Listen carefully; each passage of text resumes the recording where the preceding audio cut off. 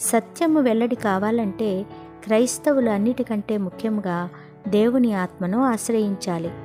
మనము సేవ చేయుటకు సుముఖముగా ఉండాలని పరిశుద్ధాత్మ మనలను కోరుతున్నాడు. ప్రభువుకే గాని పాపమునకు మనం సేవ చేయకూడదు. దేవుడు మన తండ్రి కనుక మన భయంలో ఆనందం ఉంటుంది. స్వేచ్ఛను వెదకడంలో తిరుగుబాటు చేసే గుంపులు అరాచకాలకు పాల్పడుతుంటారు. అధికారం లేని స్వేచ్ఛ అరాచకం.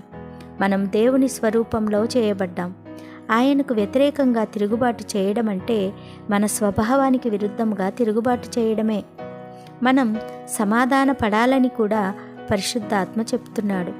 దేవుడు క్రీస్తు ద్వారా మనలను తనతో సమాధానపరుచుకున్నాడు.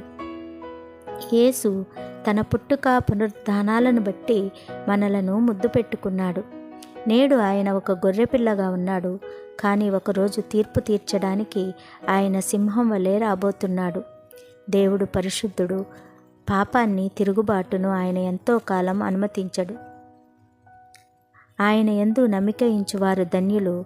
దేవుని కుమారుని మరణమును బట్టి విశ్వాసము ద్వారా మనం రక్షణ పొందాం.